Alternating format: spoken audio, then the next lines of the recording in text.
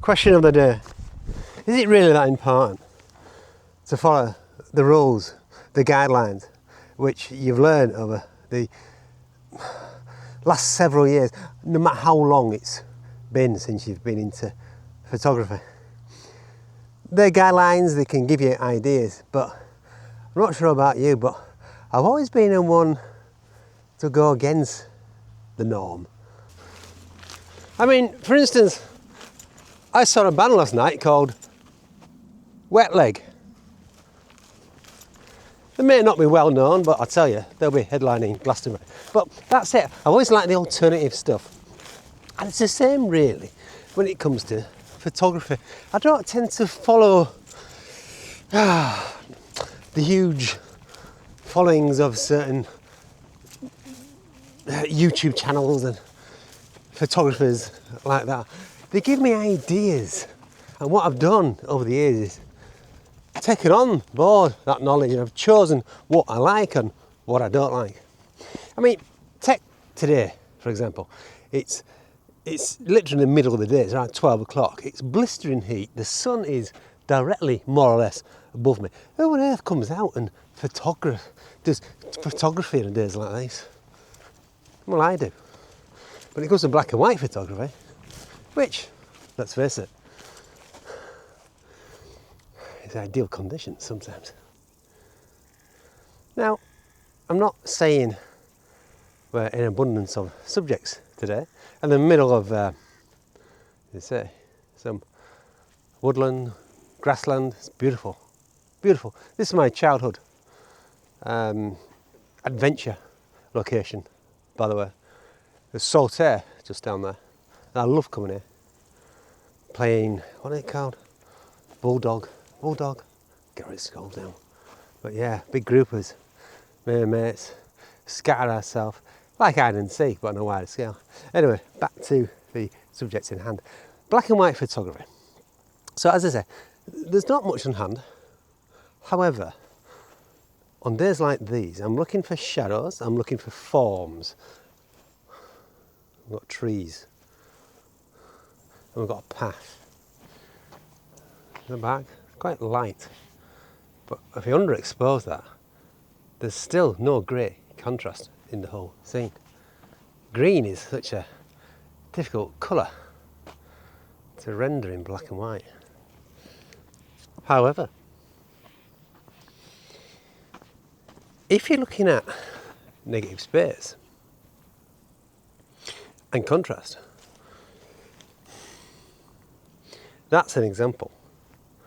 You've got the vast space of the grasses here, in which they still create some nice texture, but you've got the dark area of the tops of the canopy of trees against the sky.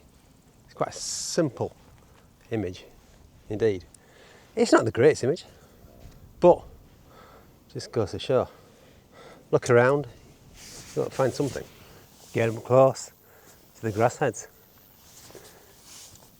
Black and white, it's rendering these lovely, some sort of seed head. It's rendering into black, and that against the sky, and the rest of the light tone, the green, works.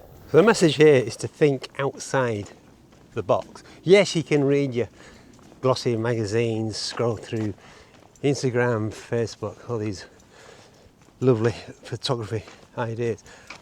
Allow that to give you some ideas, like a starting point, but then be free. It's your art.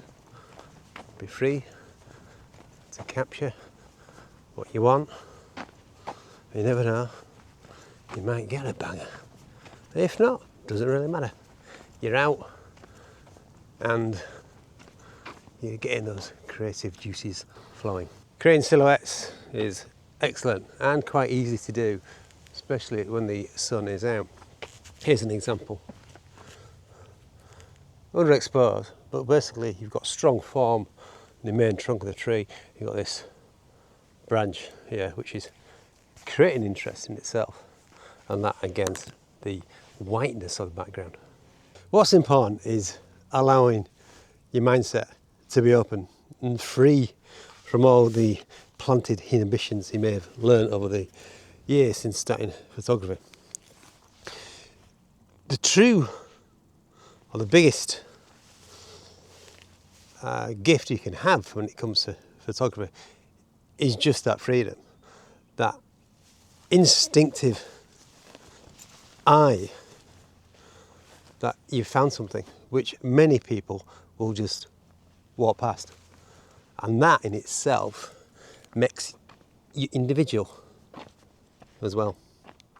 I'm sure I shoot many images today which a lot of you will think, why has he done that? But I know at this moment in time that I've got some enjoyment out of shooting it because I've seen it and I've managed to compose it into something to say, which I like. Just looking at this cowslip. Beautiful, isn't it? White in itself. Options to get up close, to isolate it, or to bring in the background. Again, you've got these drooping seed heads as well. Now, of course, contrast is key when it comes to good black and white photography. Some good clear separation from the highlights to the shadows. Here we've got a great example when it comes to woodland type photography. Light bouncing off the leaves. Glaringly, in fact. So I've had to really underexpose, rendering the rest of the image more or less into deep shadow. But the leaves in itself got some good form. So woodland photography, which in itself is a challenge, black and white woodland photography, and under the sun, the midday sun. Normally just think, let's not bother. But my whole point, and I'll message this video, is wherever there's guidelines, guides, or rules, think, bounce up my head, just think, they're there, they're broken. Get text on that. Bare legs and nettles. That's not a good combination. Ferns. Beautiful. Beautiful shapes, textures. And the light just bouncing off them. I find ferns work better if you're really getting close. Just isolate some shapes. I'm going to do that. Lots of brambles around here.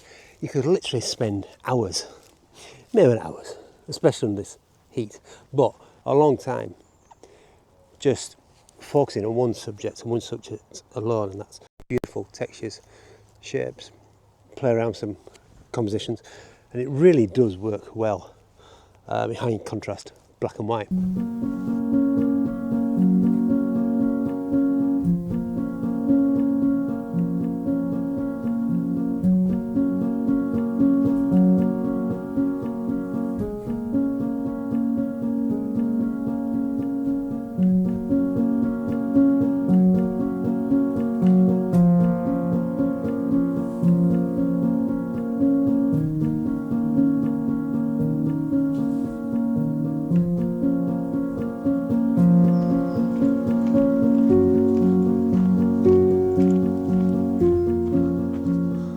I'm heading further into this woodland. I don't know why, because it's just going to make my life a lot harder when it comes to shooting photography.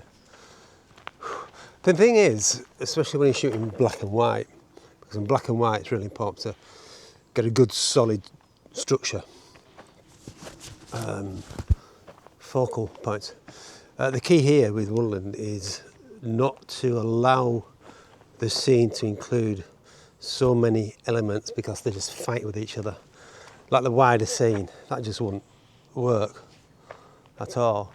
But if you go in, such as this for instance, I'm not saying it will work, but you've got the light there. In fact, just the light there. You know, going close to the leaves, underexposing. Keep walking in, don't I? It's not going to get any easier, this. The reason you don't see many black and white woodland photographs is they don't really work. It really is hard. I mean, for me, you need fog, you need mist to really get that ambience right. The aim is to make it easy on the eye, allow the eye to rest on a subject. Yeah, it's funny. I don't know what to expect in this little session.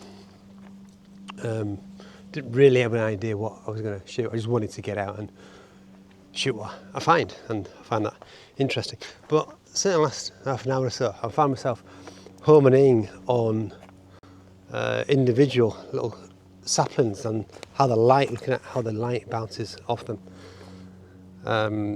Again, textures, shapes, same as the ferns back there. So focusing on a certain subject. I mean, look at this. So again, you've got light bouncing off it. The video is probably going to show overexposed, but you see shadow as well. The leaves are creating a shadow. Play around with that. Underexposing, no doubt. And also, it doesn't really matter around the focal point. You just need something in focus. You know, I'm not carrying a dedicated macro lens because I'm not really getting up close, but it's just a normal 50mm. It's got a good focusing distance, don't know what it is, but it works anyway. So I'm just going to play around with this.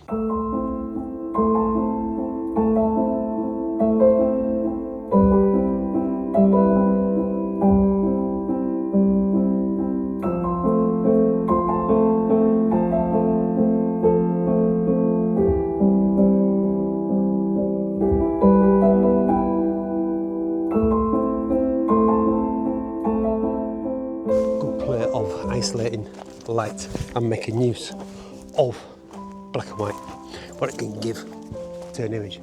Right, okay, I'm going to head back. I'm getting a bit warm. Got a little session, about an hour, wandering the woods, come out with some decent images. Job done. Till next time. Bye bye for now.